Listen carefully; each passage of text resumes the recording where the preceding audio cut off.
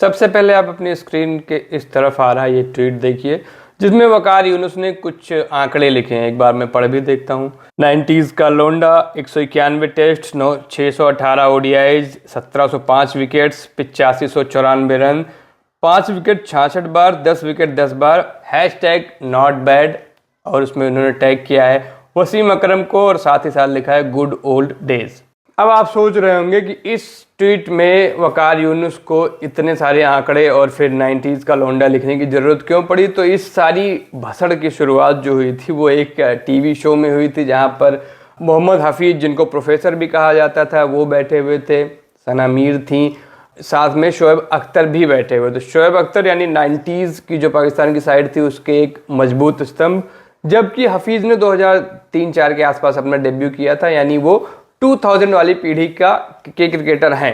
तो हफीज़ यहाँ पर कुछ बात चल रही थी पाकिस्तान क्रिकेट पर, तो उन्होंने बहुत कुछ कहा 90s के क्रिकेटर्स के लिए, काफ़ी कुछ कहा। उनका कहने का लब्बो लुआब ये था कि 90s वाले जो थे वो बातें चाहे जितनी करें, लेकिन उन्होंने कोई आईसीसी ट्रॉफी नहीं जीती, और अगर उन्होंने कोई आईसीसी ट्रॉफी नहीं जीती तो इसका नुकसान हुआ टीम को, जो आने वाले प्लेयर्स थे उनको कोई प्रेरणा नहीं मिली। अब हफीज़ ने क्या कहा था, एग्जैक्ट आपको वर्ड टू वर्ड बता देते हैं। आईसीसी टूर्नामेंट्स में जीत फैंस और आगे आने वाली पीढ़ियों क्रिकेटर्स की जो पीढ़ियां आएंगी उनके मन में एक उत्साह कायम करती है। 90 के दशक के क्रिकेटर्स का मैं खुद बहुत बड़ा फैन हूं, लेकिन जब बात विरासत छोड़ने की आती है तो उन्होंने ऐसा कुछ नहीं किया। 1996, 1999 और 2003 नहीं जीत सके, इनमें से एक फाइनल जीत सकते थे लेकिन बुरी तरह हारे। यहाँ 1999 के वर्ल्ड कप फाइनल की बात हो रही है, जहाँ स्टीव वॉ की ऑस्ट्रेलिया ने पाकिस्तान को बुरी तरह से हराया था इंग्लैंड में।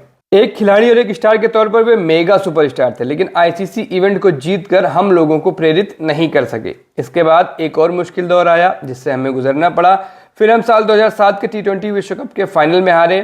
साल 2009 में हम यूनिस भाई की कप्तानी में जीते, तो इससे आगे आने वाली पीढ़ी को एक प्रेरणा मिली। लेकिन फिर दुर्भाग्य से पाकिस्तान क्रिकेट के साथ एक बुरी घटना घटी और हम उससे नहीं उबर पाए। इसके बाद हमने साल 2017 में चैंपियंस ट्रॉफी जीती, वो बहुत बड़ी प्रेरणा थी। लोग आज बाबर आजम को अपना आदर्श मानते हैं। ऐसा इसलिए है क्योंकि भले उन्होंने उस टूर्नामेंट में बहुत बढ़िया प्रदर्शन नहीं किया था, लेकिन वो उसमें मौजूद थे। 2017 की चैंपियंस ट्रॉफी की जीत ने पाकिस्तान पर गहरा प्रभाव डाला, फिर क्रिकेट वापस आई। हफीज़ ने जब ये सब कहा तो वहाँ पे बैठे शोएब अख्तर हंस रहे थे, और हंसते हुए उन्होंने फिर थोड़ा कवर अप करने की कोशिश की, सफाई देने की कोशिश की 90s के क्रिकेटर्स की तरफ से। शोएब ने कहा, ठीक है, इसने बातें बड़ी अच्छी कही, सभी को एक साथ मिला दिया, लेकिन अगर पाकिस्तान ने भारत के खिलाफ 73 वनडे जीते हैं तो ये हमने ही जीते हैं। तो वहाँ पर हफीज़ को इस तरीके से जवाब देने की कोशिश की गई। फिर चूंकि उस दौर के जो क्रिकेटर्स थे उनमें एक बड़ा नाम इन दोनों का भी आता है, इन दोनों बॉलर्स का आता है, वसीम अकरम और वकार यूनुस का। तो इन लोगों को ये चीज़ बुरी लगी। इन्होंने ट्विटर पर, वकार ने पोस्ट की, अकरम को टैग किया और ट्विटर पर सफाई दी कि 90s के लोंडो ने क्या किया था। हालांकि इस पूरी बहस में जो चर्चा का केंद्र थी यानी आईसीसी की ट्रॉफी, उसका जिक्र इस ट्वीट में कहीं नहीं था, क्योंकि जाहिर सी बात उस टाइम पे पाकिस्तान 1992 का ओडीआई वर्ल्ड कप जीतने के बाद से पाकिस्तान की क्रिकेट 96, 99, 2003, 2007, 2011, इतने 2015, 2019, 2023 इतने वर्ल्ड कप हुए, लेकिन कुछ नहीं हो पाया। पाकिस्तान की टीम एक भी ओडीआई वर्ल्ड कप नहीं जीत पाई।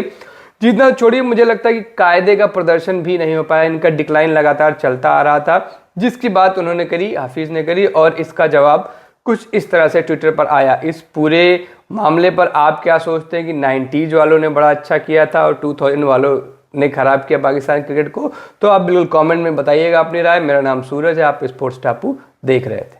Thank you.